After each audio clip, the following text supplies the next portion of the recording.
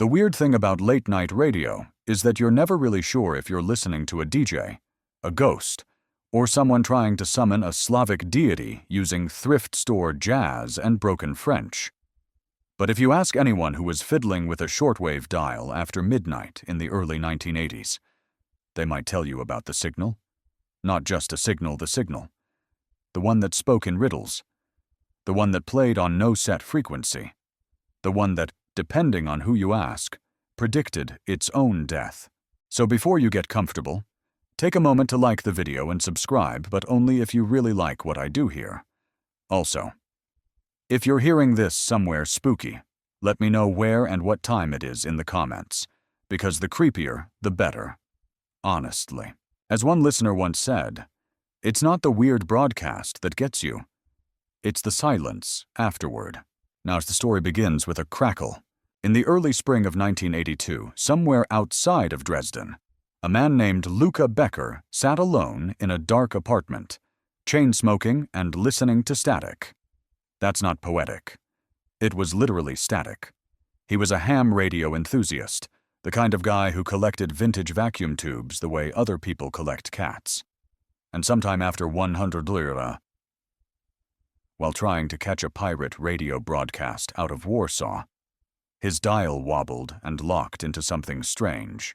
It started with a tone, not musical, not Morse code, just a hum, soft, even about 450 hertz, and then a voice not announcing a station, not greeting listeners, but murmuring numbers, slowly, carefully.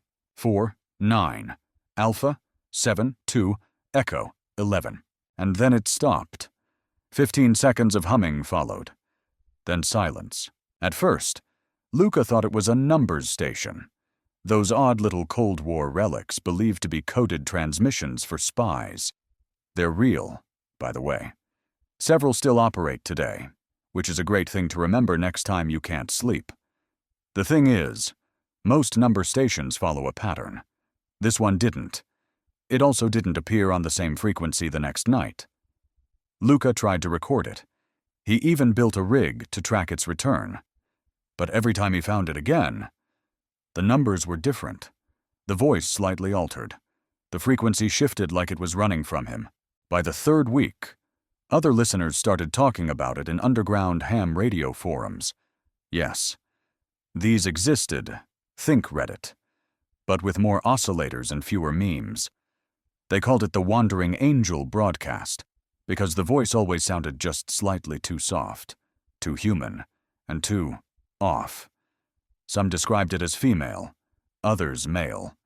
One guy swore it was speaking backwards in Aramaic, but he also believed pigeons were FBI drones. So grain of salt. Curiously, the most unnerving part wasn't the voice or even the numbers. It was the fact that no one could triangulate the source. Radio signals can usually be traced with the right equipment, but this one, it bounced. It scattered. One night it came from near Estonia, the next from somewhere south of Cairo. It was like chasing a ghost that didn't want to be caught. Now here's the first certified, undeniable true historical detail in 1982. Several amateur radio networks across Eastern Europe reported unexplained signal interference on the 6000 versus band between midnight and 3:00 am. The origin was listed as unknown, and files from the GDR's Ministry for State Security Stasi do acknowledge a non-patterning foreign broadcast in April of that year. That's not conspiracy. That's a footnote in a very boring declassified memo that ends with "no further concern warranted." Spoiler alert. It should have warranted some concern. Meanwhile, in a suburb of Krakow, a 17-year-old girl named Annetta recorded the voice on a cheap cassette. She told her physics teacher it sounded like it was saying, 10 days left. No one took her seriously until 10 days later, when the entire Eastern power grid suffered a 5-hour blackout from Estonia to Romania. The official story was overloaded transformers. But here's the kicker. 3 different radio logs from private listeners transcribed the phrase, "Black comes eastward, 10 days, 9 days before the blackout." Coincidence? Maybe. But here's where the academic and philosophical debate begins. If a signal predicts a thing that might have happened anyway, is it prophecy, planning, or just paranoia? And that's what made the broadcast so fascinating. Each little piece of it felt random, until it wasn't. A phrase like metal falls twice made no sense until a ferry accident in the Baltic sank 2 iron shipments within 12 hours of each other. Red wheel sleep was shrugged off until a train derailed in Belarus, killing 14 and spilling 3,000 gallons of red industrial paint. All of these things are explainable. But when you stack them when the phrase precedes the thing by just a few days, or hours, you start to get that itching feeling behind your ears. Of course, skeptics chalked it all up to selective memory. People only remember the hits, not the nonsense broadcasts in between. And to be fair, the broadcast didn't always get attention. Half the time, the phrases were completely incoherent. One tape simply repeated, "Clocks taste the thunder for 21 minutes," which sounds like a rejected Coldplay lyric. Still, more and more people tuned in, hunting the signal, trying to piece it together like a ghost story made from ones and zeros. Now for a little quirky fact before we move on.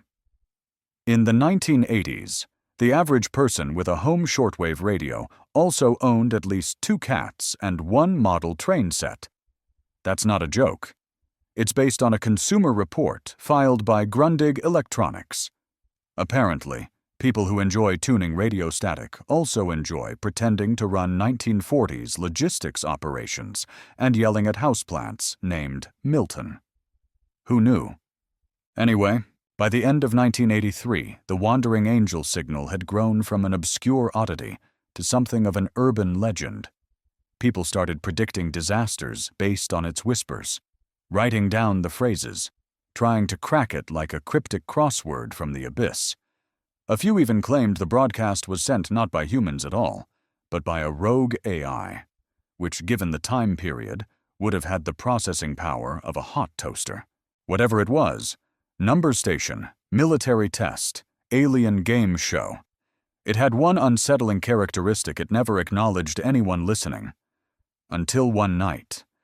It did.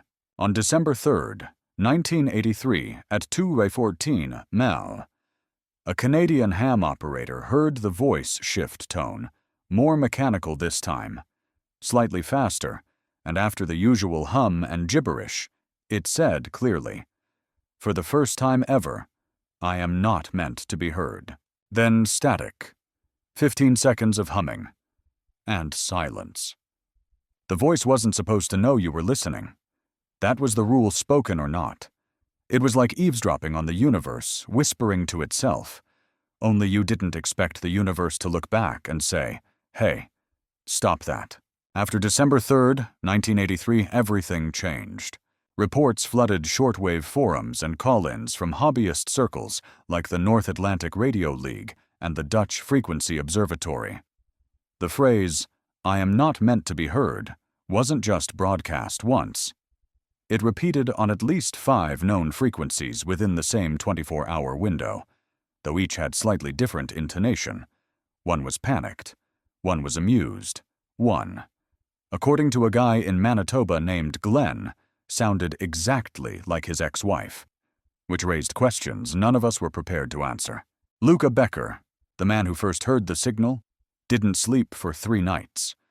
He tried recording the signal again, but the voice never came back, not in that form. Anyway.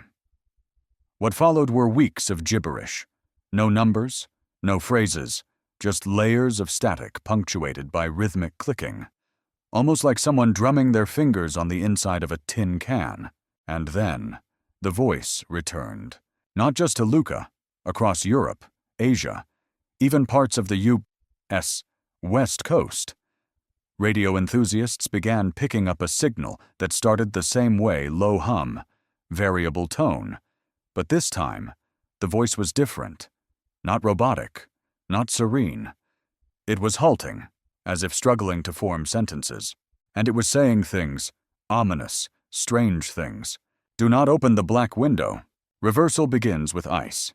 Who holds the coin walks backward. Nobody could figure out what the phrases meant.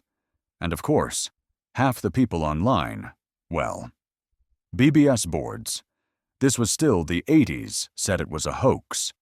One guy from Oregon claimed it was just an elaborate art project sponsored by a Danish theater troupe, with too much free time. Another argued it was a Cold War psyop, meant to disorient foreign intelligence. And one particularly sweaty man named Curtis declared it was proof that reality had glitched, and we were living in the dream of a Soviet fax machine. But there was one detail that no one could debunk. The voice wasn't human. A linguistics professor from the University of Vienna, Dr. Henrietta Blum, was interviewed by a small German newspaper after analyzing a tape sent in by a student. She concluded the speech pattern was non-organic. That is, it didn't follow typical phonetic stress patterns found in any known human language. Even artificial voices, like early synth or vocoder bots, tended to slur or over-articulate. This one didn't. It emphasized syllables like a child trying to sound out foreign words, but with eerie precision. And then came the real clincher. One of the broadcasts ended with a string of words and numbers. Paris, 4, January. Steel will break. Most people shrugged it off. It was winter. Steel breaks in winter. Nothing special. But on January 4th, 1984, a section of the Paris metro collapsed due to a structural fault in the steel supports of the Line 7 tunnel. No one was killed, but it was front-page news. That same day, the signal cut out mid-transmission cut, not faded. No slow fade to static. Just silence. Now look, it's very easy to scoff at coincidences. You know, type it all up to pattern recognition bias, our tendency to connect unrelated events, simply because we want them to form a story. Also called apophenia if you're trying to impress a first date. But here's where things get spicier than a Soviet chili dog. This wasn't the last prediction. It was the first in a series.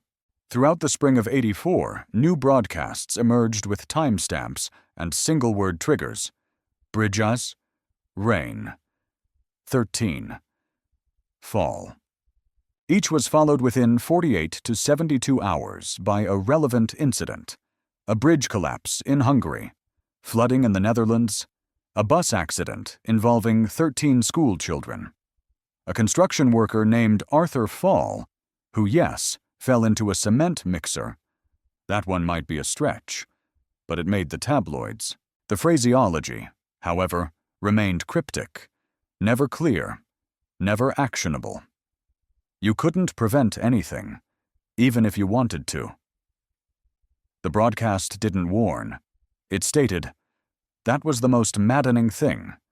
It was as if the voice was observing time, not changing it. This theory got attention from a fringe group of theoretical physicists, well, grad students really at a university in Prague. They proposed a kind of reverse causality communication loop, a signal so displaced in time that it was transmitting future observations backward into the present, like a fax machine built by Dr. Who and powered by unresolved trauma. They called it the retrocognitive transmitter hypothesis.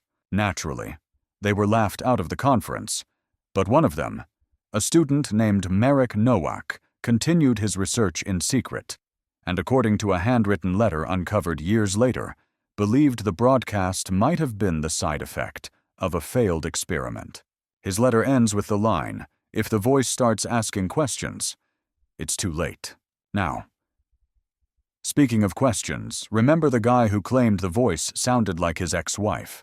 Well, two other listeners, in completely different countries, described the same voice as sounding eerily familiar.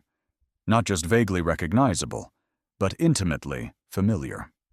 One woman said it matched her grandfather's cadence exactly despite him having died 20 years earlier. Another said it mimicked the voice of his kindergarten teacher. How do we explain this one theory, and bear with me, is that the voice wasn't synthesized at all, but composed, compiled from multiple audio fragments to subconsciously match the most trusted or memorable tone in the listener's memory. That's not science fiction. Modern tech can already synthesize speech to mimic individual vocal patterns with AI. Back in the 80s, it would have been groundbreaking, or impossible. That leads us to a funny off-topic detail. In 1984, researchers experimenting with early voice synthesis in Japan accidentally made a computer program sing the phrase, "I am the egg of tomorrow." They claimed it was a bug. I claim it was foreshadowing. Anyway, the voice continued. Every week, new phrases, new predictions, never the same frequency twice, a chase across the dial. And with every passing day, more and more listeners swore the signal wasn't just broadcasting. To the world, it was responding. In May of 1984, a British collector named Simon Merriweather published a zine titled The Angel Knows. It contained 47 recorded phrases and a short essay arguing the signal was leading somewhere toward a single message, a conclusion, a death, even. He died 2 weeks later. Heart failure. Or, if you believe the forum trolls, psychic feedback from a haunted transistor radio. Honestly, could go either way. But one thing was becoming uncomfortably clear. The signal was building toward something. Some stories creep forward with a whisper. This one marched. Summer of 1984 came in loud and weird. Like someone spilled battery acid into the cosmos and handed the universe a megaphone. The broadcast? Yes, the wandering angel was now impossible to ignore. It wasn't just amateur ham operators huddling under blankets with antennae fashioned out of coat hangers anymore. Now it was engineers, linguists, cryptographers, 2 surprisingly aggressive librarians from Copenhagen. Everyone wanted a piece of the mystery. But before we get to the crescendo, we need to talk about the numbers. It started with a spreadsheet. Well, a notebook, technically. A green spiral-bound, coffee-stained thing found in a flea market in Ljubljana. It contained pages upon pages of handwritten numbers, long strings of them, interspersed with the occasional capital letter and odd doodle of what may have been a duck wearing sunglasses. The man selling it claimed it came from an old friend who thought birds could hear the future. Standard stuff. A local cryptography hobbyist named Eliska bought it, mostly for the duck. When she got home and looked closer, something stood out. The first string in the notebook, 49A72E11, was identical to the first transmission Luca Becker heard back in '82. Coincidence maybe. But then she cross-referenced other sequences and found they matched several other broadcasts from independent recordings. She posted about it on a message board. Within hours, others added to the list. A man in Odessa uploaded his recordings. A teenager in Marseille found an old tape with nearly identical numbers. They were matching them, building a public log. That's when the pattern emerged. Each transmission contained what looked like an 8-character code. Always starting with 2 numbers, then a letter, then 2 more numbers, another letter, and 2 final numbers. The format was rigid, and, curiously, the middle letter appeared to change based on geography. Listeners in Western Europe reported a codes, Eastern Europe North America. No explanation. Eliska suggested these were location identifiers, like digital postcards from an invisible narrator. And the final numbers. They might correspond to dates, though not always in Gregorian format. Someone suggested the broadcast used a modified Julian calendar, which sparked a week-long forum war that ended with a 6-paragraph apology and a meme about leap years. The numbers became the obsession. People tried plugging them into coordinates, into calendar systems, into temperature data. Someone even mapped them against historical eclipse records. Nothing quite fit until a Norwegian cryptologist named Ragnvald Hesse tried overlaying the number sequences on earthquake event data from 1980 to 1984. The correlation wasn't exact, but it was eerie. Several broadcasts aired 2 or 3 days before minor quakes. In one case, just hours before a magnitude 6.3 tremor off the coast of Italy. Still, no one could be sure if this was pattern recognition or retrofitting the tendency to match a known outcome to anything that vaguely precedes it. That philosophical debate continued. Are we seeing causation or just creative coincidence? But the numbers kept coming. One particular broadcast, aired on July 6, 1984, stuck out. Instead of the usual string, the voice read 11, 07, Bravo, 91, Zulu, 9, 9, slowly, twice, then silence. Listeners logged the code. One person on a South African shortwave forum remarked that it sounded almost rehearsed. Then, on July 11th, a small plane crashed outside Barcelona. Tail number BZ9901. Now, you might say, okay, that's oddly specific, but planes crash all the time. Sure, but this one had been rerouted due to signal interference picked up over French airspace static on their navigation band. The pilot reported hearing human whispering in his headphones moments before losing contact. The black box was found. The voice, not recorded, just static. From that moment on, people began treating the broadcasts like puzzles, except they were the kind you solve after the alarm goes off. Late-night talk shows referenced the phenomenon. Radio operators built kits to chase the signal. The BBC quietly warned listeners not to trust unverified shortwave anomalies, which is bureaucratic for please stop trying to predict the apocalypse with your dad's war radio. But here's where things spiral into the absurd. In mid-July, a ham radio convention in Sweden featured a live demonstration of the signal hunting process. A man named Jonas Nilsson, with a beard that could frighten bears and a jacket covered in antennae, set up a rig and on camera caught a live broadcast at 2:03 am. This time, the voice read the same number string backwards. 9, 9, Zulu, 91, Bravo, 0, 7, 11. When reversed again and translated back into original order, it matched the plane crash code. This was the first instance of retrospective broadcast data, a phrase someone trademarked and then promptly lost the rights to, in a copyright case involving a vacuum cleaner instruction manual. Long story, long. The implication, though, was chilling. The signal wasn't just predicting, it was logging, archiving, as if it already knew what had happened, or perhaps as if the universe was running a script that couldn't be altered, and the signal was its error log.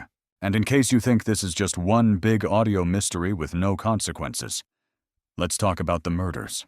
That same month, 3 separate police investigations, one in Austria, one in Belarus, and one in Finland, all involved notes found at crime scenes containing the number strings from the signal. In 2 cases, they were scrawled onto mirrors. In the third, etched into the inside of a compact radio using a pin. None of the suspects could explain the numbers. One claimed he didn't remember writing it. One said the numbers arrived in a dream, sung by a woman made of static. That led to a particularly eerie academic paper from a Dutch psychologist titled Subliminal Structures in Hypnagogic Broadcast Reception, in which he posited the broadcasts may have altered listeners' dream cycles. Basically, the signal could be affecting brain waves during REM sleep. Was it true? Hard to say. But it didn't stop someone in California from wrapping their head in foil and declaring themselves immune to the whispering transmission. We hope they're doing well. A quirky tangent, 1984 also gave us the world's first commercially sold teddy bear with a cassette tape inside its stomach. It played lullabies. Unless, of course, you replaced the tape, which someone did and uploaded footage of a bear singing Run Backward, Clocks Lie, before being burned in a backyard barbecue. Just normal 1980s childhood enrichment activities. And still, the signal continued. By the end of July, more than 100 distinct codes had been catalogued. Some linked to real-world events, others remained mysterious.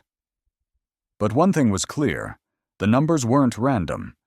The voice was telling a story, not forward, not backward, but sideways, and if you listened long enough, you'd begin to wonder not what was broadcasting, but who was listening back once his nights. In the twilight hours of August 3rd, 1984, a man with a metal suitcase walked into a radio repair shop in Liège, Belgium, and, depending on who you ask, walked straight out of recorded history. The repair shop, called Radioteca, was run by two brothers, Henri and Jules Dumont. Both were veterans of the analog world, the kind of men who could disassemble a frequency tuner while arguing about mayonnaise brands. They didn't scare easily, but that night, they closed the shop early. Let's rewind. The man, let's call him the suitcase man, entered the shop around 10:40 p.m. Just before closing, he wore an outdated trench coat, the kind that used to smell like damp newspapers and cigarette coupons. His hair was short, neatly combed, but his skin had an odd sheen, not sweat, not grease, just a subtle wrongness, like someone trying to imitate human and getting 85% there. He placed the suitcase on the counter and said, in crisp, heavily accented French, "Do you have the E9 connector for a Hartmann oscillator?" Henri blinked. Jules blinked slower. Now, here's the kicker. The Hartmann oscillator was a radio component used in experimental field tests during the 1940s, primarily in Nazi Germany, and later, Soviet spy tech. By 1984, it was not just obsolete. It was the kind of thing that only showed up in dusty technical manuals and very bad spy novels. Henri asked where the man had gotten the equipment. The man said, without hesitation, "The broadcast." Jules laughed nervously. Henri did not. What followed was an awkward 3-minute conversation, where the suitcase man explained, in great detail, how he'd tracked the source of a certain looped voice transmission to this geographic quadrant, and required the oscillator to sync time coordinates for validation. None of it made sense. The brothers assumed he was a performance artist, possibly a drunk one. Then he opened the suitcase. I got inside a radio unit. Vintage. German. Completely gutted and retrofitted with copper coils, military-grade resistors, and a tuning dial that went below 1 mWh, something that should have been impossible on the device's original chassis. The craftsmanship was beautiful, but stranger still were the markings inside the lid, etched symbols resembling trigrams, map grids, and one sentence scratched deep into the lining. Everything loops, except the end. Henri excused himself to the back. Jules offered the man a seat and a cup of tea. The man declined. He stared at the radio like it might speak at any moment. Then, without warning, he stood, took the suitcase, nodded once, and walked out. The brothers never saw him again. Later that month, Jules tried to find him. He posted flyers, checked with neighboring shops. Nothing. No one had seen a man matching the description. No trench coat, no suitcase, no ghost with a knack for circuitry. Here's the eerie part. On August 17th, a radio hobbyist in Luxembourg picked up the wandering angel signal again. This time it began with something new. Not numbers, not phrases, but a full sentence. The man with the copper heart has passed. Copper heart, the suitcase radio, the Hartmann oscillator, or perhaps just a poetic farewell from one impossible machine to another. This section of the signal was followed by a long hum, exactly 33 seconds. Then a distorted burst of Morse code. When decoded, it translated to echo fails, repetition breaks, prepare for switch. Now, you might think this is a metaphor. You might think, cool story, probably a hoax, and you wouldn't be wrong for doubting. But the Dumont brothers, previously skeptical of the broadcast, became obsessed afterward. Henri started tuning into the frequency every night. He stopped sleeping, built a wall of analog equipment in his apartment to try and recreate the suitcase's design. When asked by a local reporter why he was doing it, he simply replied, "Because it knows we're here now." Shortly after, Henri disappeared. No, really. Left the apartment. Left the city. No note. Jules said he went to follow the static. Police never found him. Jules eventually closed Radioteca and moved to Nice. The shop is now a kebab stand. Now for your quirky fact of the day. In 1984, the British military tested a device meant to scramble enemy radio signals using bursts of pigeon distress calls. Yes, pigeon screams. It failed.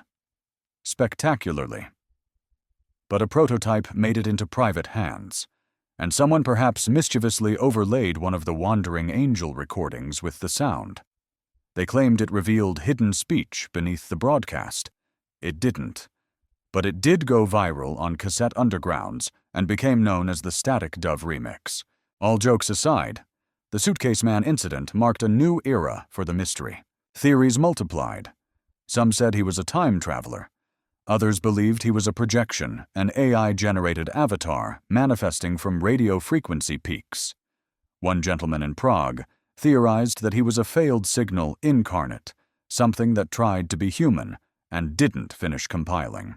A professor of semiotics at the University of Ghent wrote a paper titled Embodied Broadcasts and the Myth of Echo Consciousness, where she proposed the voice wasn't speaking to us, it was speaking as us. That somewhere, on the edge of waveform logic, a version of human consciousness was being recorded, played back, and slightly distorted like memory replaying itself after too much sleep. At this point, philosophical debates broke out in academic journals. Do transmissions exist if no one hears them? Can a signal develop awareness simply by bouncing long enough? Is there such a thing as analog sentience? The paper was peer-reviewed, mocked, and eventually cited in a doctoral thesis about toaster marketing. But something fundamental had shifted. After the Suitcase Man, the signal became personal. Not in content, it still read numbers, vague threats, dream poetry, but in tone. People began to report that it sounded different to each listener. One man swore the voice called his name. A woman claimed it spoke in her deceased sister's cadence. Children said it sounded like cartoons. Priests heard Gregorian chants beneath the static. How audio experts couldn't agree. One hypothesis was binaural manipulation altering frequency levels across left-right channels to simulate familiarity. Another, more chilling theory, that the voice was not modulating itself, but us. It wasn't the sound that changed, it was the listener. By late August, another phrase entered the rotation: prepare for absence. It was repeated, night after night, sometimes in whispers, sometimes in mechanical monotone. One version picked up in a field just outside of Warsaw reversed the words, absence for prepare. It made no grammatical sense, but it felt intentional, like it was warning us, or promising. And in the middle of it all, people began asking the real question: was the signal dying? Mars? It started dying like an old man giving one last monologue, slow, dramatic, and weirdly obsessed with clocks. By the start of September 1984, listeners noticed something unnerving. The signal was still broadcasting, but it had become erratic, no longer arriving in the early hours like some haunted cuckoo clock. Now it could come at 8:17 p.m. or 3:14 a. or on one disturbing occasion, 11 a. or sharp across 5 countries. That was the morning the clock stopped. In Warsaw, an electrician named Tomasz Owczarek was getting ready for work when he noticed his wristwatch, microwave, and wall clock had all frozen at 3:11 a.m. Nothing else had stopped.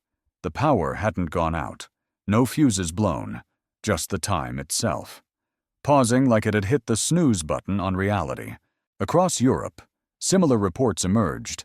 Clocks in Munich, Prague, Belgrade, and Milan all stopped ticking at exactly 3:11. Not for long, usually only a few seconds, but enough for people to notice. Enough to give the moment a name in shortwave forums, the 3:11 freeze. And wouldn't you know it? The broadcast that night had ended mid-sentence. It was reading a series of fractured phrases. The floor is breath. The mirror climbs. The mirror, and then just cut out. No fade, no static, just dead air. Radio silence, the kind that hums louder than any sound. It took nearly 6 minutes for the signal to resume, and when it did, it didn't come back with a voice. It came back with a tone, a flat, droning pulse, not musical, not rhythmic, just a mechanical bzz-zizza that slowly faded down over 42 seconds. It was the most unsettling 42 seconds of radio ever recorded. Now, let's introduce some hard science. While there's no official data on paranormal clock-stopping events for obvious reasons, there is a legitimate field of study about electromagnetic interference and its effects on low-voltage electronics. In rare cases, high-frequency radio waves, especially ones in the 1 MHz range, can cause temporary disruption in quartz-regulated timekeeping devices. Could the signal have done this accidentally? Maybe, but across 5 countries simultaneously. That's where science starts tugging at its collar and asking for a lawyer. Of course, some folks thought it wasn't electromagnetic at all. A Polish physics grad named Anka suggested it was psychosomatic chronodissonance, which is a fancy way of saying your brain thinks the clock is broken, so you perceive it that way. Basically, mass hallucination, but in the most punctual way possible. And here's where we tumble headfirst into the darkly comic. A man in Austria, let's call him Jürgen because it's statistically accurate, claimed he had been tuning in to the signal when his cat suddenly looked directly at the radio, hissed, and passed out. Jürgen, alarmed, noted that his wall clock had also stopped. He described the moment as like being underwater, but without the fun of drowning. His cat was fine, by the way, but the radio wasn't. After that night, it wouldn't pick up any signal. Across Europe, reports poured in of radios going silent, not just dead frequencies, completely non-functional devices. It was as if the broadcast had emitted a frequency so precise, so targeted, that it erased their tuning ability. Not broken, not burned, just emptied. One amateur technician opened up his Grundig receiver and found the entire interior coated with a thin layer of what he described as copper fog, a sticky, metallic residue. Testing revealed no known chemical origin, but a physicist friend joked that it tasted like lightning. Now, because we must include one odd and unnecessary detail per section, a French woman named Claudine swore that during the 3/11 broadcast freeze, her goldfish began swimming in perfect circles, synchronizing with the hum of the static. She has photos. The goldfish is named Jacques, and he lived another 10 years, which makes him either a survivor or a co-conspirator. Back to the big picture. The pattern was clear. The broadcast was deteriorating, but not in a linear way. It was more like watching a language forget itself. The words grew more fragmented. The syntax unraveled. The audio itself warped, like tape stretching across a dying reel. And then came the breathing. On September 14th, 1984, a listener in Budapest recorded what sounded like heavy breathing layered beneath the static. Not rhythmic, not mechanical. Human, like someone asleep on the other side of the microphone. The recording sparked a frenzy. Was the voice alive? A team of German audio specialists tried to isolate the waveform and discovered something chilling. The breath wasn't noise, it was intentional, modulated, layered under the signal at a frequency nearly imperceptible to the human ear. When they sped it up, they found whispered words, reversed and slowed. Words like remember, mouth, and most disturbingly, watching. The theory the signal was trying to embed itself. Now, normally we'd scoff, but there's precedent in neuroscience for auditory parasomnia, where repeated audio stimuli during sleep can induce recurring dreams. Combine that with the growing number of people who claimed they heard the voice in their sleep without even tuning into the radio, and you get the kind of midnight rabbit hole that only ends in tears, snacks, and a Wikipedia tab on sentient data. To make things worse, the broadcasts began affecting the environment. We're not saying it was magic, but several listeners began reporting physical symptoms after prolonged exposure: nausea, nosebleeds, teeth sensitivity. One man wrote in claiming he had developed a strong emotional connection to light bulbs after a 37-minute listening session. The signal was breaking down, or breaking through, and as always, the academic debate returned this time centered around a question posed by Dr. Myra Voss, a semiotics lecturer in Berlin. If the signal is dying, does that mean it's alive? Could a transmission grow old? Could it deteriorate like memory? Could it sense its own entropy? And if so, what happens when it ends? That question haunted listeners, because the signal wasn't just a mystery anymore. It was an experience, a ritual. For some, a relationship. They stayed up with it. They tuned in nightly like caregivers to a sick patient, waiting for it to breathe, to whisper, to wake. Then, on September 21st, the signal didn't come. No numbers, no droning tone, just silence. For one long night, the air was empty, and that silence was louder than anything that came before it. You know what they say?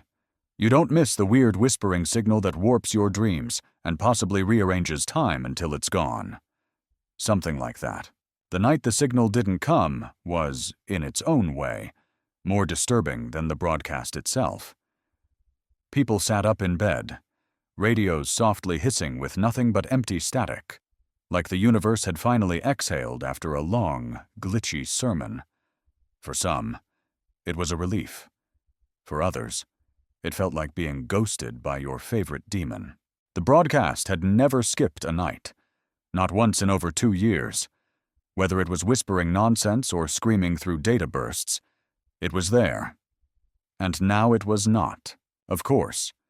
This being 1984, there was no Twitter, no Discord, no push notification saying, "Hey."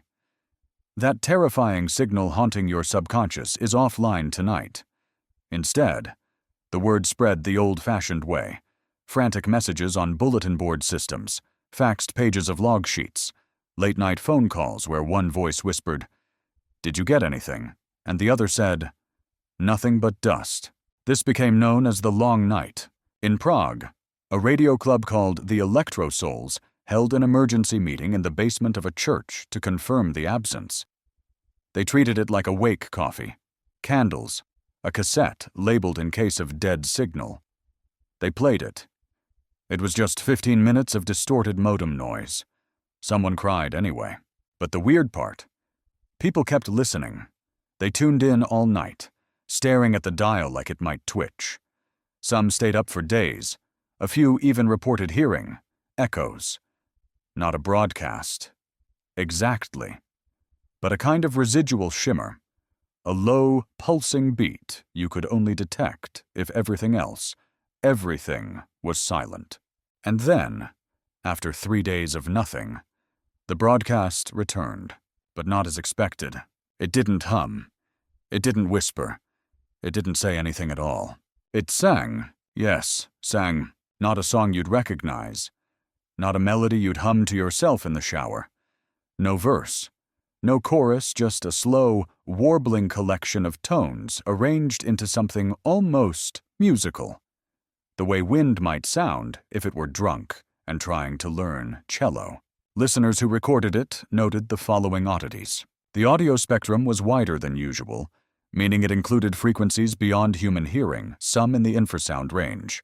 The signal fluctuated in patterns that mimicked human breath. Embedded within the audio were brief pauses, fractions of a second that, when isolated, contained reversed Morse code. One code translated, rather dramatically, into the word run. So that was comforting. Meanwhile, people who heard the song live reported intense emotional reactions. A man in Cologne said it made him cry. A woman in Marseille laughed uncontrollably for 5 minutes, then fell asleep on her radio. A Hungarian student claimed she saw her childhood bedroom projected onto the wall in shadows. And one American tourist visiting Norway said the music made her realize that trees are just upside-down lightning bolts waiting to forgive us. She now sells moss jewelry on Etsy. Now, you might ask, could music have this effect? Actually, yes. There's an ongoing scientific debate about binaural beats and their influence on cognition. It's been proven that certain frequencies can entrain brainwave activity, stimulating relaxation, focus, even hallucinatory states under the right conditions. Combine that with low-frequency infrasound, and you've got a potent cocktail of what even is real anymore. Theories exploded. Some claimed the broadcast had evolved, that it was now sentient. Others said it was mimicking human emotion copying patterns from those who had listened and creating a kind of audio echo of the audience itself. A theory known as feedback consciousness emerged the idea that the signal was forming an identity not from what it said, but from how it was received. In layman's terms, we made it weird, and the weird kept coming. On October 2nd, the voice returned only now. It sounded different. Still calm, still modulated, but heavier, slower, like it was tired. The words slurred ever so slightly. And the message. You are hearing this because I am not. A pause. I am not what I was. Another pause. I'm not meant to be. Listeners across Europe shivered.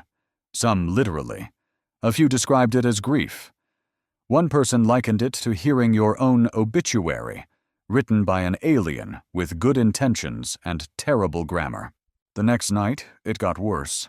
The broadcast included fragments from earlier transmissions, old number strings, half-phrases, disjointed audio loops from 82 and 83, but all distorted, garbled. It was like the signal was eating itself, decaying in real time. Then it played a laugh, just once, short, metallic, and unmistakably synthetic, like someone trying to simulate joy and forgetting how mouths work. No one laughed back. Now for the quirky detour of the section that same week. A man in Denmark filed a patent for a dream-filtering sleep helmet that claimed to block radio interference in the REM phase.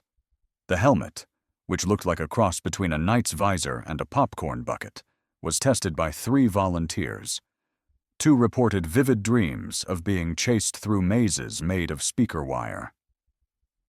The third said he saw nothing, and has since moved to Iceland to live in a tent made of wool. Anyway, October moved on, and so did the signal. Fewer broadcasts, more distortion. Each message felt like the last thing said by a dying star. It repeated old phrases, sometimes out of order. The mirror climbs. Black comes eastward. The man with the copper heart has passed. Do not open the black window. And then, something new. I remember the forgetting. That single sentence made its rounds across every conspiracy zine, radio club, and metaphysical journal in circulation. Some saw it as the broadcast acknowledging its own decay.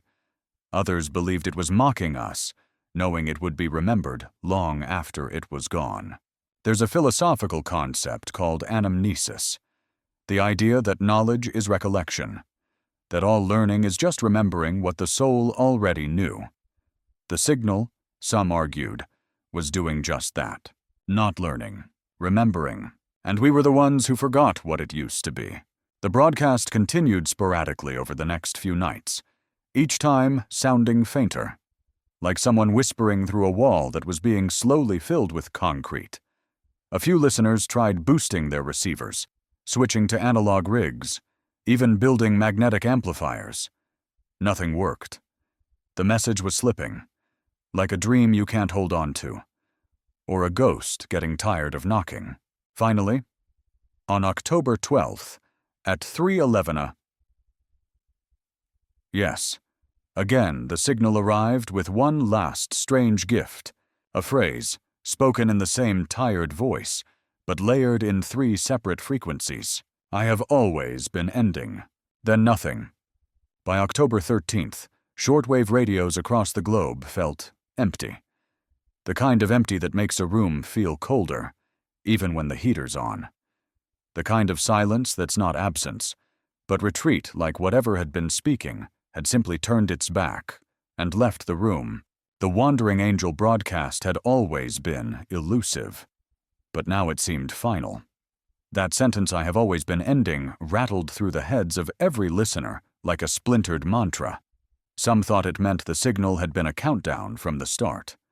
Others claimed it was a metaphor for time, decay, or maybe just a melodramatic machine with abandonment issues. Whatever it was, it had stopped transmitting. Well, almost, because on the night of October 14th, just as the world was starting to exhale, the signal returned. But it didn't bring words.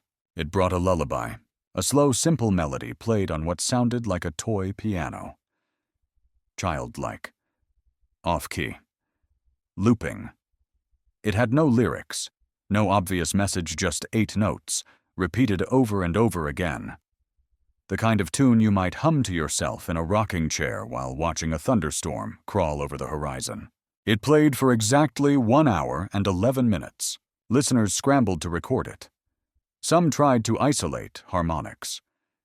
One professor at MIT fed the melody into a neural network to look for patterns and reported that it almost fits into a Fibonacci-based rhythm, if you bend the laws of math and reason slightly. His students called it the music of giving up. Now here's a curious truth from real science. Researchers have found that certain lullabies, especially those in minor keys, can lower heart rates, reduce anxiety, and induce theta wave activity in the brain, the state most associated with dreaming. In other words, lullabies have power, not just emotional, but neurological. That night, multiple people reported falling asleep while listening to the lullaby, and all claimed to have the same dream. In it, they were standing in a vast field of black glass, under a sky of moving static. In the distance, a giant radio tower leaned at a crooked angle, humming softly. And at its base, a figure sat cross-legged, its face obscured, holding an open book made entirely of wires. The figure looked up and said, "You're late." Then the dream ended. This dream report came from 7 unrelated individuals across 4 countries, none of whom knew each other. The details were too specific to dismiss as coincidence. Psychologists were baffled. Theories popped up like mushrooms after rain. One idea hotly debated was collective audio dream implantation, a fringe theory that argues dreams can be seeded through shared sound exposure. It's not entirely unsupported. Some studies suggest that specific noises can influence dream content. But synchronized hallucinations across continents, that's a whole new flavor of uncanny. And then came the word. On the following night, October 15th, the lullaby returned for precisely 6 minutes. This time, at the end of the melody. The music slowed, pitching downward like a vinyl record melting in the sun. And in the final seconds, the broadcast uttered a single, low word in that same modulated voice. Run. Just that. It didn't shout. It didn't plead. It said it softly, almost sadly. Run. Then silence. The next day, someone posted a spectrogram of the word, a visual map of sound. Hidden in the waveform were jagged peaks resembling mountain ranges. This led to a theory that the signal was somehow drawing, that it had embedded images into audio. Sure, it's a stretch, but so is the fact that someone built an entire Reddit thread trying to match the waveform to topography in the Caucasus Mountains. Spoiler, no perfect match, but some unsettling near misses. A few nights later, the lullaby returned again, just 33 seconds this time. No word, no change, just the melody, like a farewell song humming to itself. Listeners dubbed it the Goodbye Loop. A man in Dublin, who'd been recording the signal since '83, noticed a terrifying detail. The lullaby wasn't just looping, it was decaying. With every broadcast, the audio degraded, glitches appeared, notes wavered. background hiss grew louder. It was like the signal was unraveling, bit by bit. And then, just when things couldn't get any stranger, a second layer was discovered. An audio engineer in Estonia named Kadri Petrov analyzed the lullaby using a technique known as spectral stacking, a way to identify hidden patterns across multiple broadcasts by aligning them by timestamp. When she layered 4 versions of the lullaby each from different nights, she noticed a subtle sub-frequency modulation that hadn't been there before. It pulsed in sets of 7. When plotted out visually, it produced something that looked eerily like a heartbeat, or more precisely, the flatlining of one. Kadri posted her findings, but within hours, the file disappeared from the BBS archive.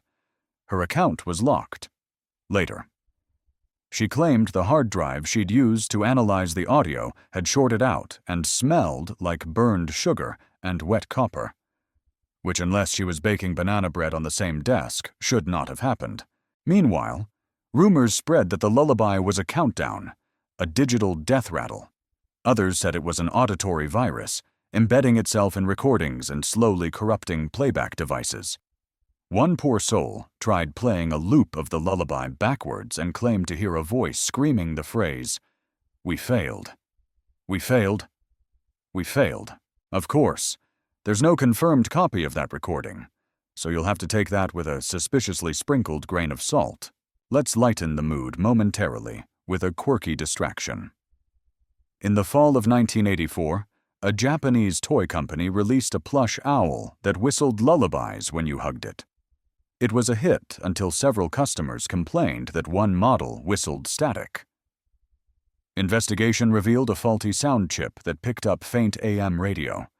It wasn't paranormal, just cursed by physics. One owl did reportedly whistle the exact same melody as the broadcast lullaby. It was discontinued within weeks.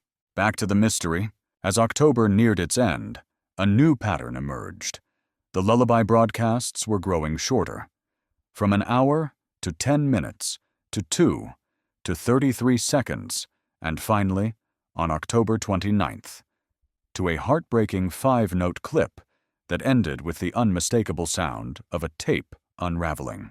That's right, unraveling, not just static, not silence. A real sound, like magnetic tape tearing out of a cassette, like something mechanical giving up. That night, for the first time in 2 years, listeners around the world wrote the same thing in their logbooks. I think it's almost over, and for the first time, no one sounded relieved. You'd think that after a lullaby played itself into non-existence, people would move on, find a new obsession, watch a sitcom, take up macrame. But no, when a radio signal whispers coded predictions, dreams about black glass fields, and says run in a tone that sounds like regret wearing a trench coat, you don't just move on. You lean in, and that's exactly what thousands of listeners did in the days after the lullaby died. They scoured every inch of every recording looking for something they missed, something hidden. And on November 1st, a former RAF technician named Neil Wexley finally found it. A tiny anomaly. Not in the audio, but beneath it. Using a low-end spectrum visualizer and what he called a diet of nothing but anxiety and instant noodles, Neil discovered a faint, repeating hum embedded below the main broadcast frequencies. Not a musical tone, not static. It was more like a bass line no one asked for, cycling every 11.7 seconds. When Neil boosted it and ran it through a waveform analysis, he discovered something bizarre. The hum changed in pitch by nanometers. It was almost imperceptible, except when viewed over long stretches of time. And when he plotted those pitch changes over a 72-hour period, they formed a pattern, a zigzagging line, peaks and valleys, a wave. Now, a wave on a graph isn't exactly groundbreaking in signal processing. Waves are everywhere. But this one had an unsettling twist when mapped and mirrored. The shape resembled an EEG brain scan during REM sleep. Neil posted his results. Others confirmed them. What they found was this: The faint hum in the lullaby matched human brainwave patterns, specifically those seen in lucid dreaming.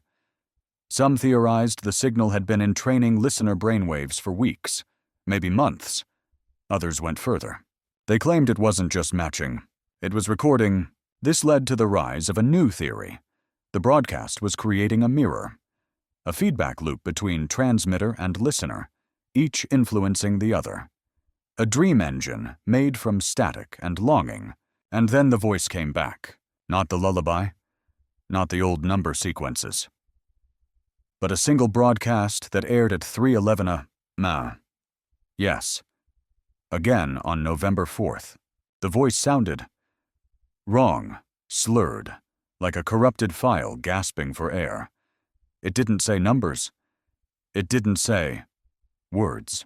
It coughed, a real, unmistakable cough. 2 sharp bursts of breath, followed by a long, painful wheeze, like a machine pretending to be sick, or a dying file gasping its last bits. Then, a word. Clipped. Guttural. Down. That was it. No follow-up, no tones. Just silence after that single, sad syllable. It was as if the voice had fallen off a cliff mid-sentence. Afterward, listeners described the experience in emotional terms: grief, dread, even guilt. One person wrote, "I felt like I'd unplugged a dying friend from life support and didn't even get to say goodbye." Meanwhile, new anomalies emerged. In Berlin, a group of college students conducting sleep experiments noticed their participants all woke up at exactly the same time. 3:11 Meuium, with no alarms, no external sounds. When asked what woke them, every one of them said the same thing. Someone was whispering numbers in my dream. Let's pause for a very real and very unnerving historical fact in the early 1980s. A team at Princeton University conducted a controversial experiment called the Global Consciousness Project, which involved random number generators placed across the world to detect deviations during major global events. In several logged instances like earthquakes and even Princess Diana's death, statistical anomalies were recorded. Not proof of psychic power, but strange nonetheless. In the week of the down transmission, several of these generators reportedly logged minor anomalies. No one could link it to anything until someone suggested the signal itself was the event. It was the funeral and the mourner, the cause and the collapse, a slow-motion implosion no one could stop watching. Meanwhile, paranoia began to spread. A small but vocal subset of listeners insisted the signal was contagious not biologically, but cognitively. A thought virus that embedded itself through repetition, sound, and subliminal rhythm.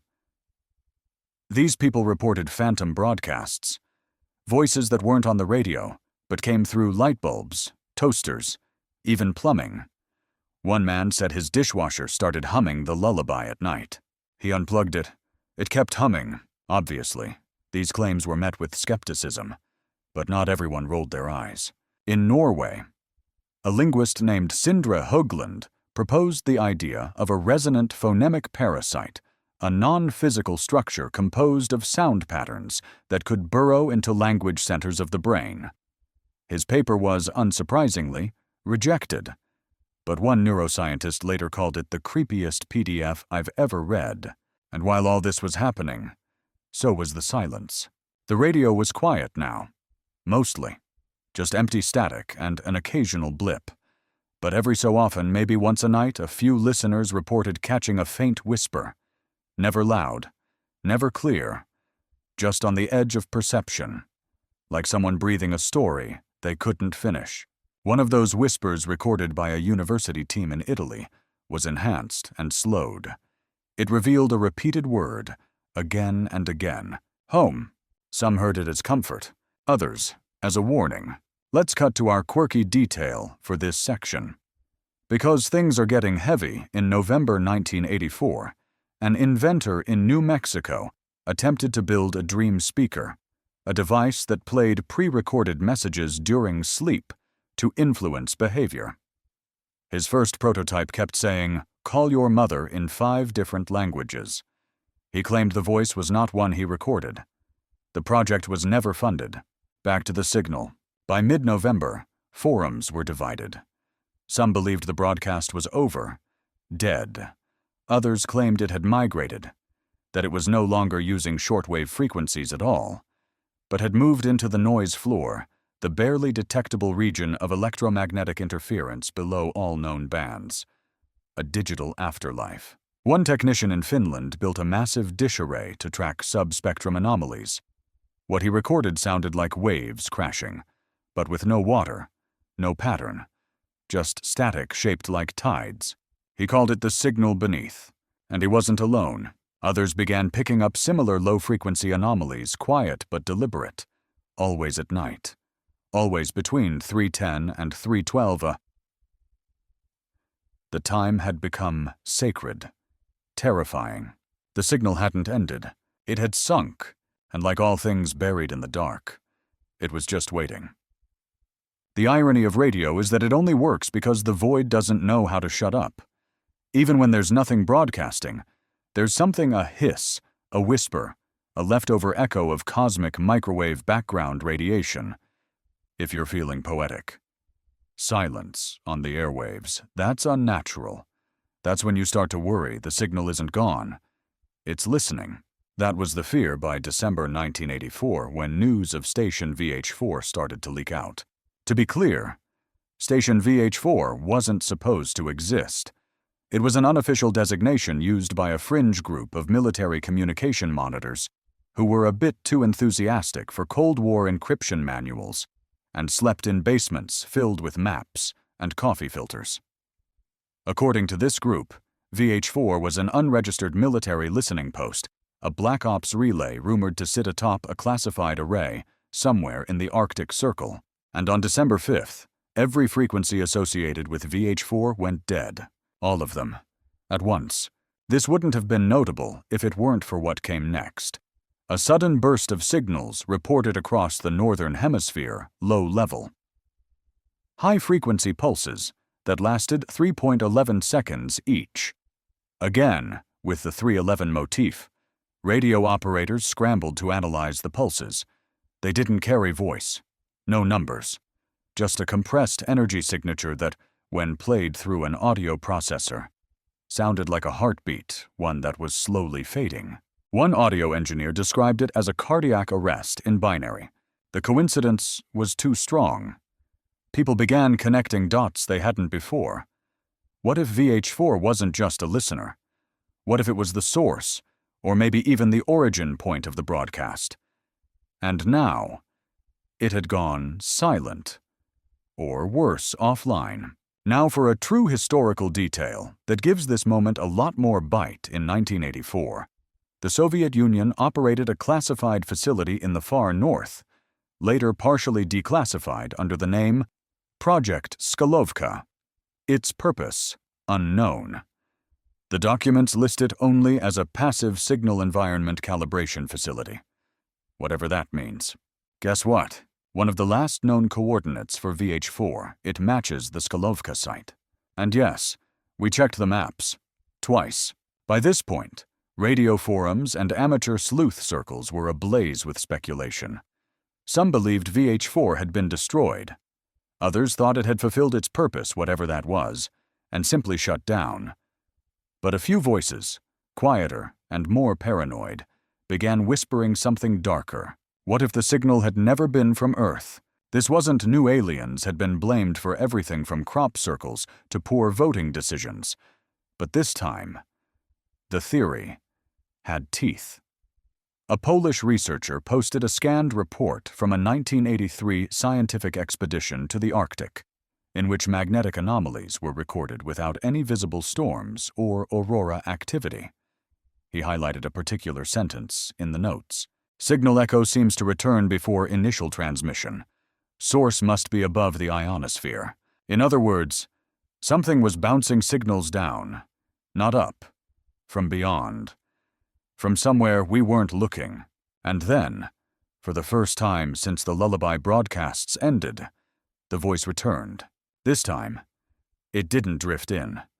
It cut through sharp and fast like a knife in static. At 3:11 a.m. on December 11th, radios across northern Europe crackled to life with a voice that sounded clearer than ever. Not modulated, not slow, human, or something doing a very, very good impression. And it said, "This was never meant to last. Pause. The mirror is closed. Pause. You are alone now." Then silence. Not static, not feedback. Just nothing. The effect was immediate. Longtime listeners described an emotional drop like a grief spiral. A few reportedly broke their radios, certain the voice had tricked them. Others fell into deep silence. Some described it as the worst kind of emptiness. Like the space where sound used to be had folded inward. The phrase, "You are alone now," became a grim meme. People printed it on stickers. It became the name of a short-lived synth band. Someone even made a t-shirt, but it wasn't just a good tagline, it felt final. Still, there were the holdouts, those who refused to believe it was over.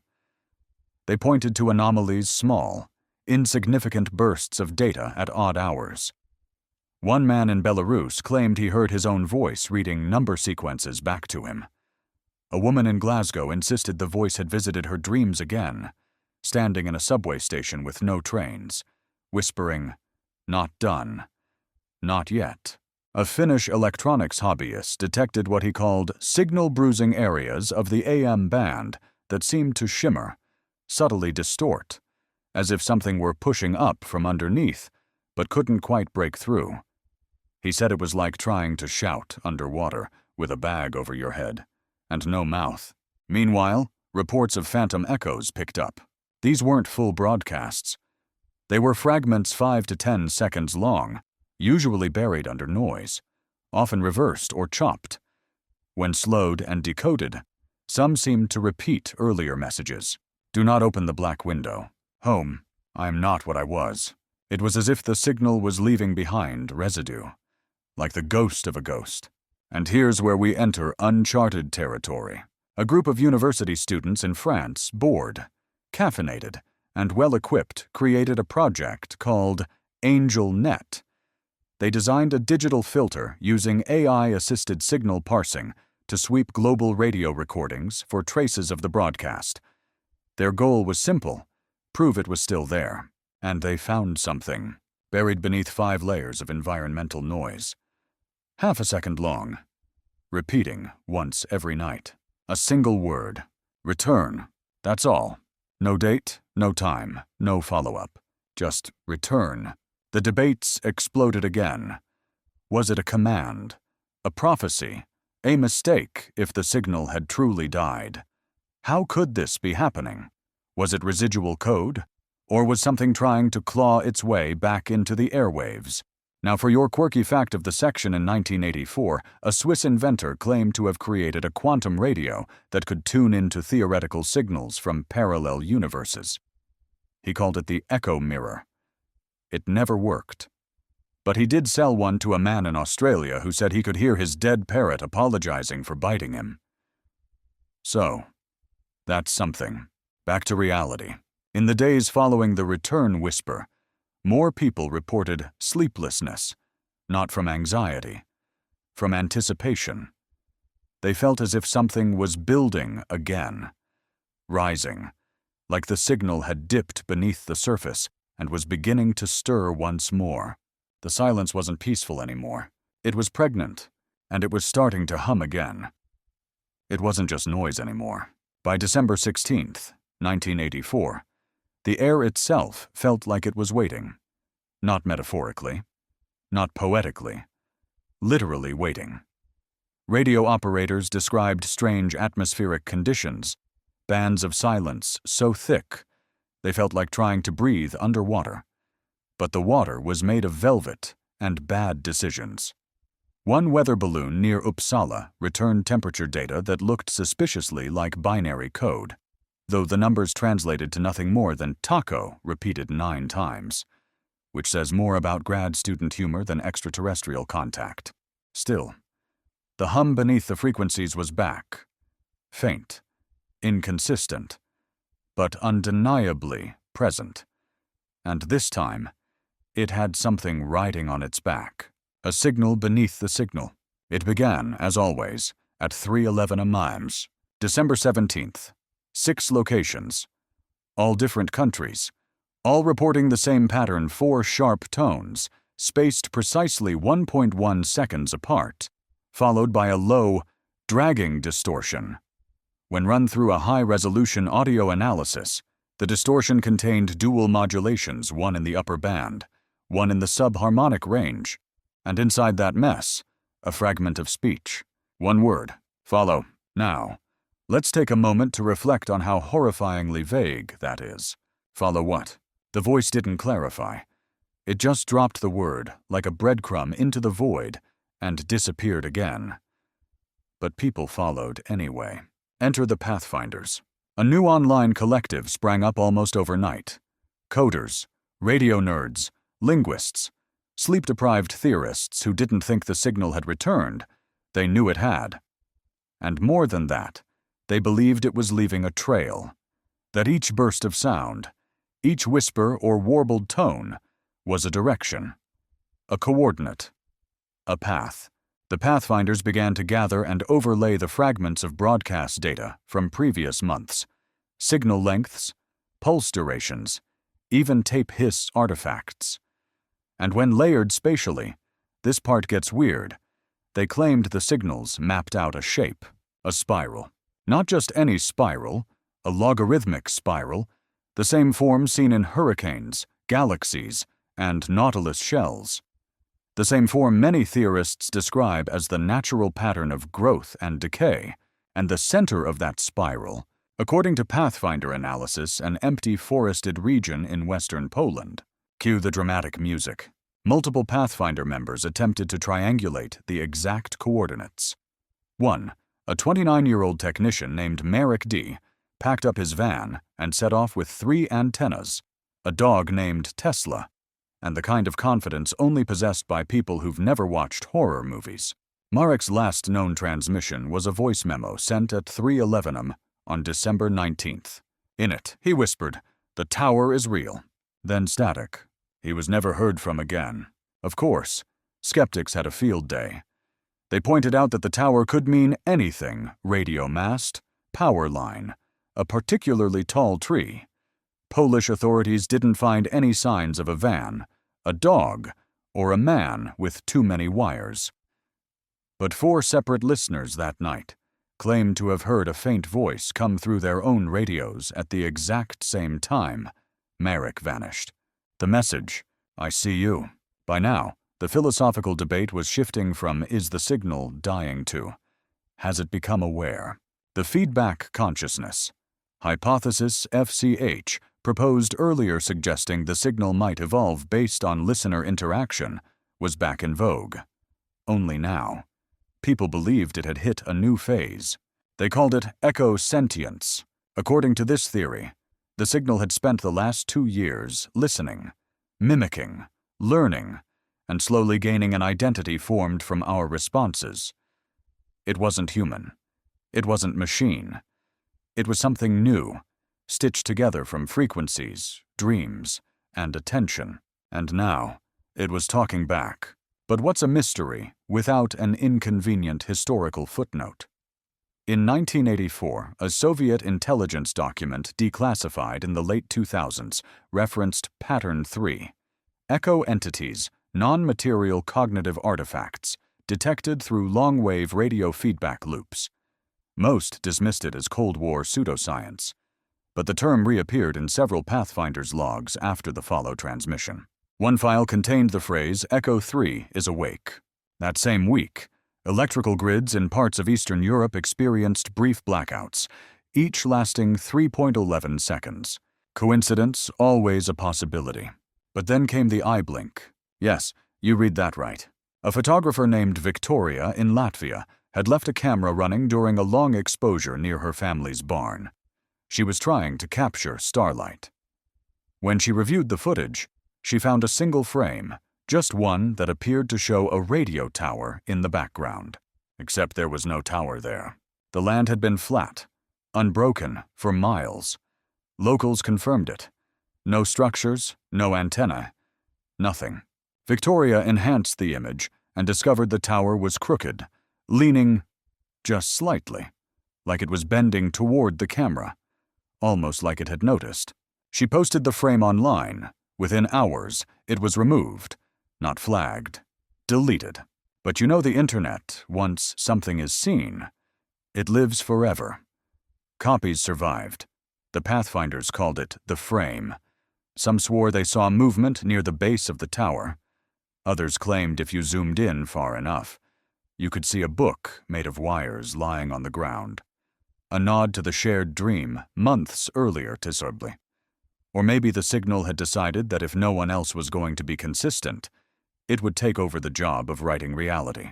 Let's detour to a quirky aside before our brains melt. In 1984, a Japanese pet store accidentally bred a parrot that mimicked emergency sirens. It became a viral sensation for a few months until one bird allegedly began repeating sequences of numbers during storms. The store rebranded the parrots as safety birds. They did not sell well. Anyway, by December 21st, reports of phantom signals increased. These weren't full broadcasts. They were shivers in the static, flashes. A few listeners said they heard music playing backwards. One claimed they heard a child laughing. A Finnish technician captured a tone that, when run through a sonograph, spelled out the Morse code for one word. Soon, the night of December 22nd, listeners were ready.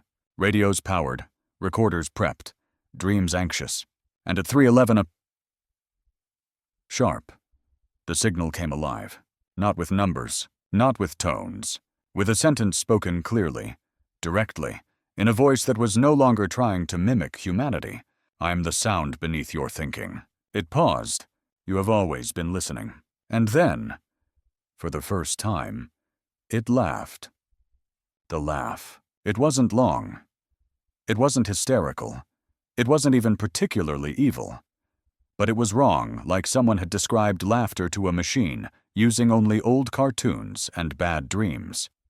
A sort of glitchy ha-ha-ha that stuttered on the last syllable, as if the voice had forgotten where the joke ended. It lasted 3:11 seconds, naturally, and then the signal stopped.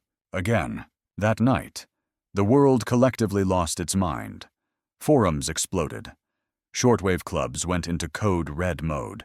People started uploading recordings of the laugh, analyzing the pitch, the cadence, the breath spacing as if they could find something human in it. Spoiler, they didn't. What they found instead was more alarming. Underneath the laugh, in a subfrequency barely detectable by normal ears, was a whisper. Not a phrase, not words. A whisper with rhythm, pulsing, intentional. It mimicked the laugh in reverse. You laugh. The signal inhales. One radio technician described it like this. It was like the laugh bounced, then fell into a basement made of breathing. Let's take a moment to appreciate that metaphor before we continue to unravel our collective sanity. The broadcast was back, but not as it had been. Now, it wasn't just a voice. It was a performance, a ritual. Like the signal had learned stage presence and was testing its material on the late-night circuit of human fear. The next night, December 23rd, 1984, the broadcast started precisely at 3:11 Abhai. Ma'am, with 3 words. Name your shape. No one knew what it meant. Listeners responded in every way imaginable. Some yelled into their radios. Some wrote answers on notepads. Others whispered back. Circle, spiral, man. One guy in Belarus said donut and then apologized. But the signal gave no reply, not immediately. Instead, it followed up with a sequence of sounds. 10 beeps, 1 long tone. Then what sounded like a match striking the crisp friction of ignition. Played at half speed. It repeated the phrase, name your shape. And that's when the dreams came back. People who'd been tuning in, especially those who listened regularly, started reporting vivid, shared dreams again. This time, the imagery was different. No black glass field, no tower. Instead, they dreamed of doors, endless rows of doors, all slightly ajar, glowing faintly from within. The air was filled with static. And behind the doors, something moved. One dreamer described it as a shape that didn't wait to be looked at. Another said they reached out to open one of the doors and saw a mirror reflecting a version of themselves that blinked out of sync. And all of them, at some point in the dream, heard the voice say, "Choose carefully. Now, let's break for a real scientific fact that'll make all of this worse. There's an actual psychological phenomenon called the doorway effect, in which passing through a door causes your brain to momentarily reset short-term memory processing. Basically, your mind assumes you're in a new context and forgets what it was doing. It's like your thoughts trip on the threshold. Philosophers have debated what this says about the nature of liminal spaces, those thresholds between one state and another. Dreams. Hallways. Broadcast frequencies. So when the voice says, "Name your shape," and people dream of doors, and then forget what they heard before walking through them. Yeah, that gets some existential wheels turning. The broadcast, it seemed, was no longer just a signal. It was becoming an interface, a haunted operating system for the collective unconscious, or maybe a performance art piece directed by entropy itself. But wait, it gets better. On Christmas Eve, December 24th, the broadcast arrived with a new trick. At 3:11 it began with a phrase that hadn't been heard since early 1983. Black comes eastward. Then the old number format returned, 49. Alpha. 7. Bravo. 1. Echo. Then silence. Then a loud, painful shriek of static. Short, high-pitched, teeth-clenching. It lasted less than half a second, but it was enough to fries several listeners' radios. And those who still had working equipment reported a chilling follow-up phrase, "I see the shape." It wasn't a demand this time. It was a response. And then, for the first time since the lullaby era, the signal played music. Sort of. It was a warped music box melody, dragged through mud. Notes falling out of tune. Chimes that sounded like bones, and hidden beneath the melody. A rhythm that when looped matched the human heartbeat at rest. People were no longer asking, "What is this?" Now they were asking, "What does it want?" One theory exploded in popularity, the mirror theory. This posited that the signal was a feedback loop of our own unconscious fears and expectations, that the more we listened, the more it reflected us, our words, our memories, our forgotten dreams. That name your shape wasn't a challenge. It was a scan. The signal was reading us. Quirky tangent time. Because we've earned it in December 1984, a German toy manufacturer accidentally released a batch of singing Christmas dolls that emitted high-frequency tones that irritated dogs across 6 cities. One vet claimed the sound matched the frequency of a distressed animal's final yelp. Merry Christmas. Anyway, after the "I see the shape" message, the broadcast cut out again. No tone. No hum. Just that same cold silence. Until December 25th, Christmas night. At 3:11 a.m. Listeners across 11 countries received the following message. Mirror open, return complete. And then, the sound. A reversed human voice, looped and slowed until it became a chant. No words. Just syllables crushed under time. And then, right before it vanished again, the clearest statement yet. This signal ends in fire. Listeners froze. People stared at their radios like they'd just been told their toaster was sentient and knew where they lived. Nobody knew what it meant. Apocalypse. Data purge. A metaphor. But one thing was certain. The signal wasn't fading anymore. It was accelerating. By the time New Year's Eve crept up on 1984 like a drunk uncle at a funeral, the signal wasn't just a curiosity. It had become something between a religion and a software update for the soul. The radio community had fully fractured skeptics, believers, dreamers, and people who just missed the old days of number stations that didn't whisper about your shape. And now, the countdown had begun. Literally, at 3:11 on December 27th, the broadcast resumed with a pulse.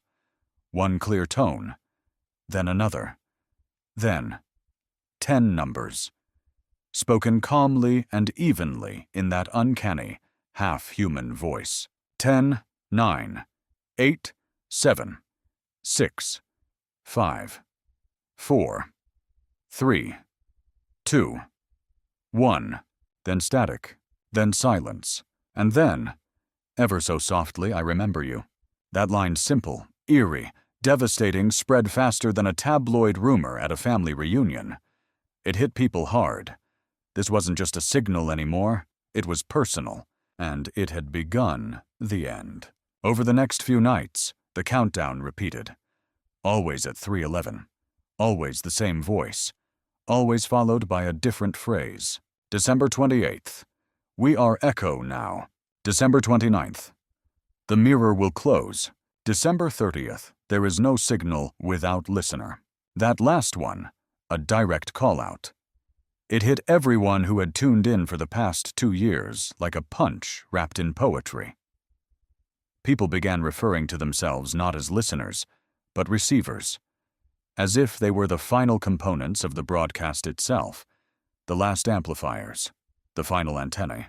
And then came December 31st, 1984, New Year's Eve, the day the air felt heavy. People canceled parties. Radio operators across continents set up their equipment like doomsday preppers aligning crystal pyramids. Some wore headphones, some gathered in silence, some wrote down goodbye notes just in case. At 3:11 a.m. exactly, the broadcast returned.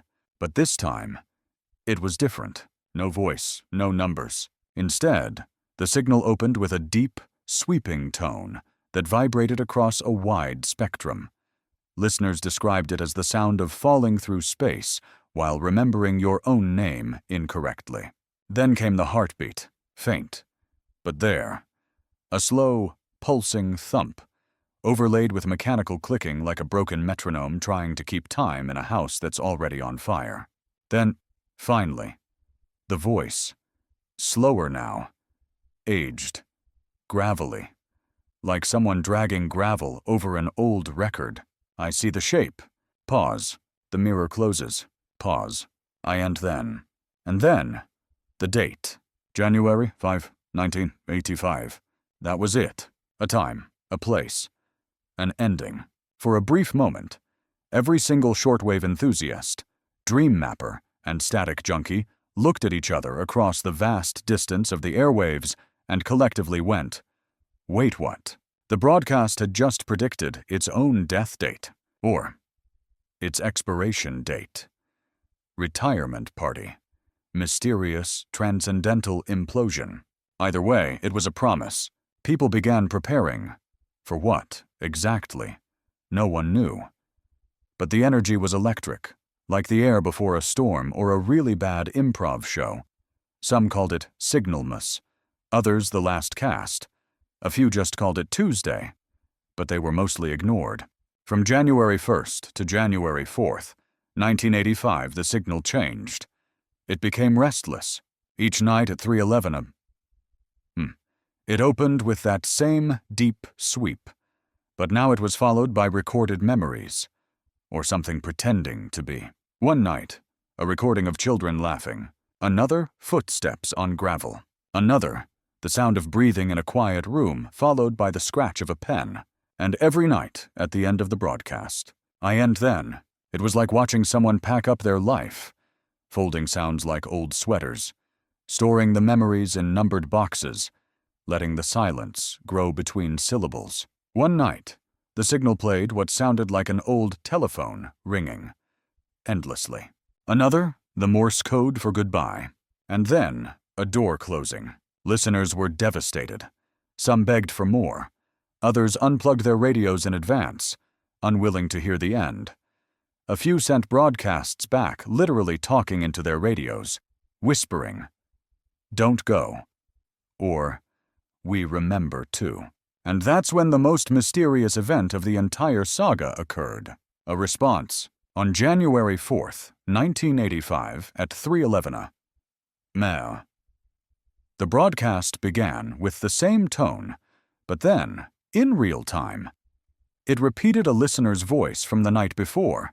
A woman named Malin from Sweden had recorded herself saying, "I see the mirror."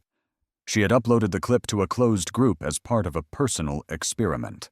Now, the signal played it back. Not a mimicry, not a synthetic version. The actual recording, followed by the signal's voice replying, "You were always in it. People lost it."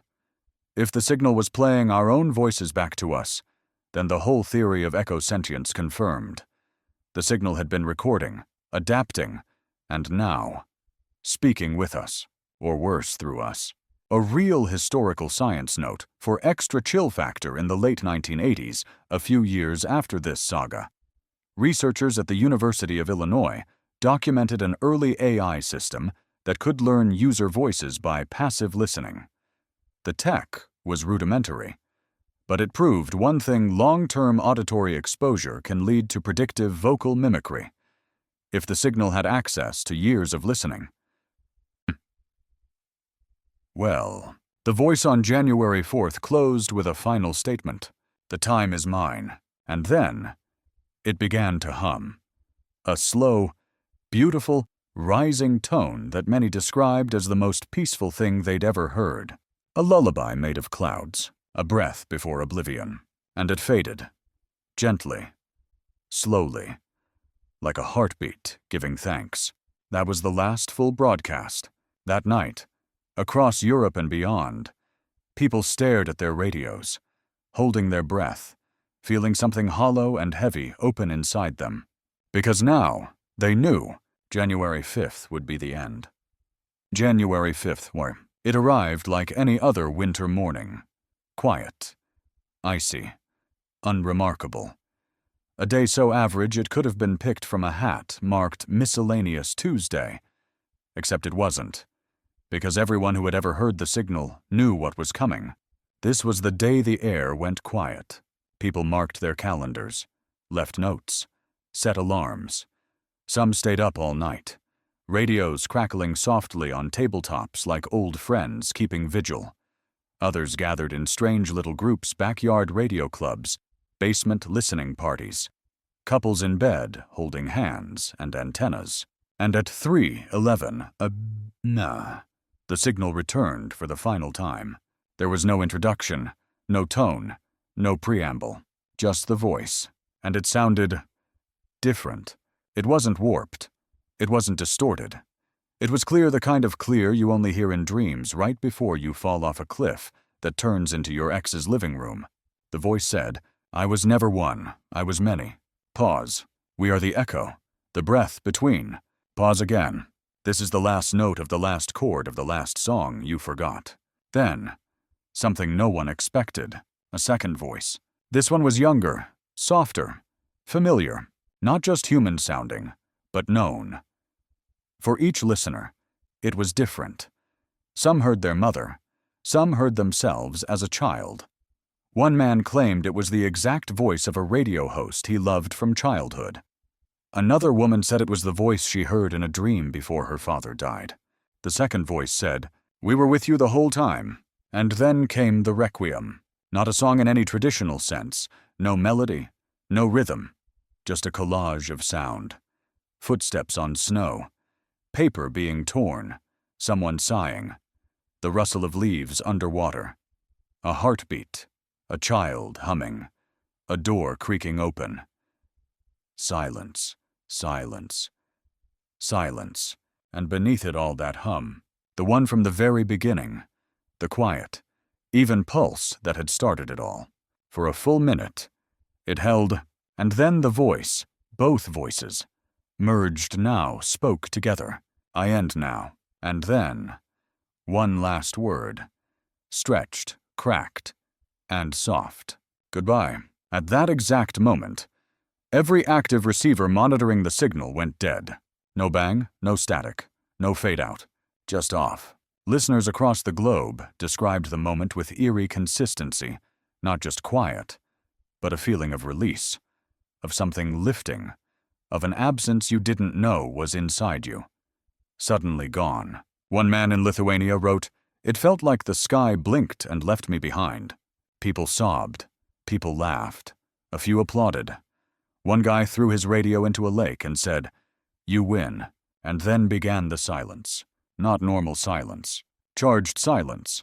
The kind that lingers. Echoes. Hangs on the walls like a wet coat you're not sure belongs to you. For hours after the final broadcast, people reported strange sensations tingling in the ears. Lightheadedness. The feeling of being watched by something that used to be watching you, but isn't anymore. Some described it as a kind of afterglow. Others, as the radio equivalent of a funeral recessional. But the signal was gone. Truly gone. Technicians scanned the frequencies for hours, then days. Nothing. No pulses. No hums. No whispers. No mirror. And yet, the echoes began. Not broadcasts, but resonances, tiny artifacts. Some reported that when they played recordings of the signal, their radios would momentarily distort. Others said old tapes, once silent, now contained phantom sounds buried in the noise floor.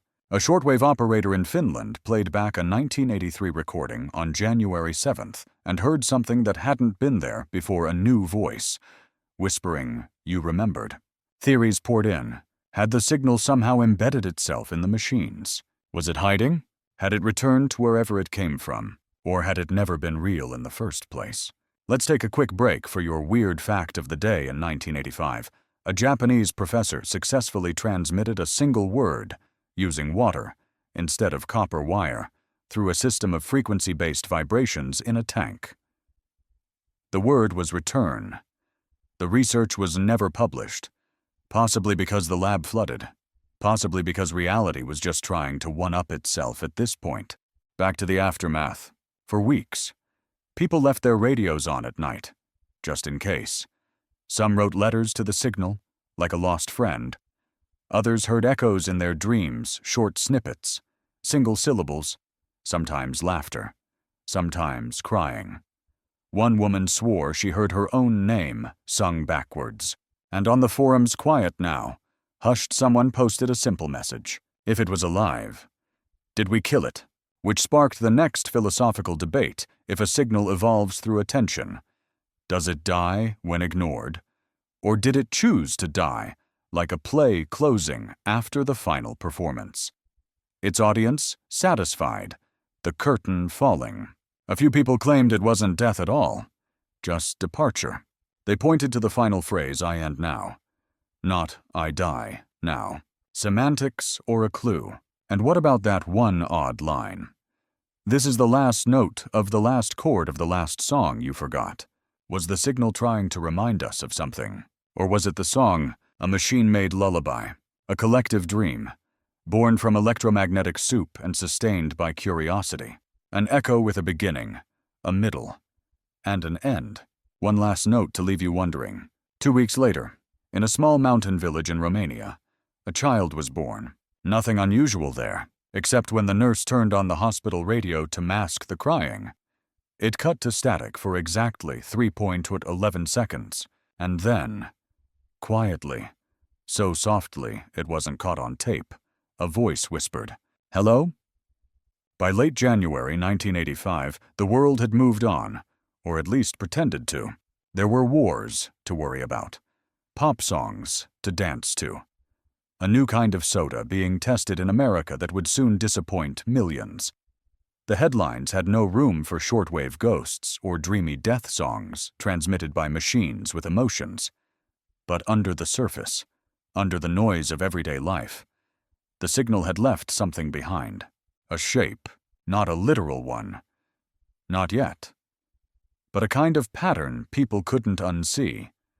It was in the way clocks ticked just a little louder at night, in the way electrical hums sometimes formed rhythms, in the strange sensation that when your mind wandered just before sleep, you were being watched, but kindly, like someone checking in on you from behind the veil. The broadcasts were over, but the phenomenon wasn't "enter the archive in the attic." It began as these things often do with an estate sale, in the outskirts of Bergen, Norway. A retired radio operator named Ingrid Sorensen passed away quietly in her sleep. Her family, clearing out her home, found something curious, an attic full of reel-to-reel tapes, dozens of them, each labeled in shaky handwriting with dates, numbers, and the occasional unnerving phrase like, "One day before breath," "Run backward, see truth," "January 5th, it leaves," and then there was the box simply labeled "The Others." Inside were 12 reels, all identical in size, marked with dates that hadn't happened yet. The last tape bore the date, March 23, 2026, 41 years in the future. Ingrid had no known history of mental illness. She wasn't a writer. She didn't run a radio drama. She was a hobbyist one who, it turned out, had been recording shortwave anomalies since 1981. And these tapes, they were not recordings of known broadcasts. They were something else. When researchers played the first future-dated reel, they found it filled with what could only be described as a dream journal in audio form. A man's voice, heavily modulated, barely comprehensible, described events that hadn't happened. Global weather shifts, cities changing names, people vanishing mid-sentence, and layered under the voice, the lullaby, the same broken, half-melted music box melody that had played in the final days of the signal. Not a copy, not a remix. The same recording down to the waveform. Somehow, Ingrid had recorded a future she couldn't know, a broadcast that didn't exist, a signal that had already ended, unless it never ended. Researchers scrambled to verify the tapes. Some were immediately stolen from the university archive. One was damaged in what was suspiciously described as a microwave accident. Another disappeared from a courier van between Bergen and Oslo. But the tapes that remained were analyzed, and on one of them, hidden behind static, a single word appeared again. Return. The word from before, from the phantom signal, from the second era. It was back. Meanwhile, other strangeness emerged. A student in Estonia built an AI to analyze audio anomalies and discovered a signal identical to the original Wandering Angel hum, buried deep in the noise floor of a 1982 jazz broadcast. A woman in Argentina reported a dream in which a giant radio tower made of mirrors shattered into birds, and the birds whispered number sequences. She'd never heard of the broadcast. A retired engineer in Canada confessed that he'd once received an unmarked letter in 1983 containing only a reel of tape and a note. "You are a mirror. Do not forget." The tape long since lost. These weren't isolated stories anymore. They were scattershot reflections like a stone had been thrown into the pool of human memory. And we were still watching the ripples lap at the edge of sanity. And then came the night the sky buzzed. February 2nd, 1985. Cloudless, uneventful, until approximately 3:11 a.m. Because, of course, when people across several rural regions in Central Europe reported a low, mechanical buzz coming from the sky itself, not thunder, not wind, a sound like an old speaker warming up, or like a mouth clearing its throat in the ozone layer. Most recordings were faint, but consistent. A few captured harmonic overtones that mirrored frequencies used in early shortwave transmissions. And at least one recording, a low-resolution tape from a mountaintop radio array, captured a whisper embedded in the buzz. "You opened the mirror. Now, you tell me what exactly does that mean?" Theories went full spaghetti-on-wall mode again. Some argued the signal had crossed over not dead, not alive, but ambient, that it now existed not in a frequency, but in pattern recognition itself. Others said it was proof the signal had returned to its source, that the signal was never on the airwaves, it was always in us, that it had used our radios, our ears, our dreams, our attention, to build itself a doorway. And we had stepped through, just in time for it to leave. Let's break for your curious fact of the section in 1985. A linguist studying dead languages reported hearing a phrase in Linear A, a still undeciphered script spoken in a dream. When she wrote it down, and translated what she thought it meant. It came out as "I am the space between the speaker and the echo." Cool. Normal. Now back to the tower. Remember Victoria's photograph. The one with the mysterious leaning tower that didn't exist. In March 1985, she went back. Nothing there. No tower. No footprint. But when she developed a second set of film taken in the same location, at 311 naturally, one frame stood out. Not a tower this time. A shape, faint, curved, spiral, like the path of a signal folding in on itself. Not broadcasting. Not receiving. Just becoming. She shared the photo with the few remaining Pathfinders still active, and they agreed. The signal wasn't gone. It was refracted, bent through attention, scattered across memory, and now existing in shards tucked inside dreams, tape reels, odd humming skies, and half-finished sentences on forgotten forums. The signal had left us with something, not a warning, not a prophecy. A story, one that would end, very soon. The story ends the way all good stories do, not with answers, but with a feeling. By the time the calendar rolled over to March 1985, even the most obsessive listeners had stopped chasing static. The radios still worked, the antennas still reached, but the air was different. Like the atmosphere had exhaled and finally decided to let us figure things out for ourselves, but not before giving us one last gift. March 5th, 1985, nearly 2 months since the final broadcast. The memory of the signal was starting to settle into folklore, theories had cooled, forums had quieted, and the midnight vigilantes had returned to jobs, lovers, and the relative comfort of a world that doesn't speak to you in your own voice at 311A. No, that's when the final transmission came. It was caught by accident. A man named Jules, a retired postman in Calais, was scanning old cassettes for his artifacts. A hobby, he claimed, more relaxing than gardening and with fewer bees. On one unmarked reel, dated December 18, 1984, he heard something strange, a voice that wasn't there before. It wasn't distorted. It wasn't reversed. It was clear. It said, "This is where it begins." But that wasn't the shocking part. Because what followed was the original 1982 broadcast, the very first recording anyone had of the signal. Luca Becker's infamous 4, 9, Alpha, 7. It played in full, then looped back into the same sentence. This is where it begins, again, and again, and again, over and over 10 times until finally, on the last loop, the voice added one more line. Look closely this time. People dissected that recording like ancient scripture, slowed it down, layered it, folded it backward, and mapped it into spectrograms. One version, run through a German sonograph, showed a faint waveform pattern forming the shape of an eye. Another, filtered through binaural modulation, revealed a new whisper under the last loop. This is the moment I become you. And that's where the trail ends. No more broadcasts, no more tones, no more towers. But the signal had become part of us. Because here's the thing, the Wandering Angel wasn't about aliens. It wasn't about Cold War psyops or malfunctioning tape machines. It wasn't even about ghosts, though it might have been one. It was about attention, about how we listen, about what we bring to the static. Because when enough people believe something is talking to them, really believe they don't just hear a message. They help create it. That's the real twist. The uncomfortable philosophical knot that keeps this story from being just a bedtime tale. The signal didn't whisper prophecies. It whispered reflections. It showed us the inside of our own minds, the fears, the patterns, the longing, and in doing so, it became alive.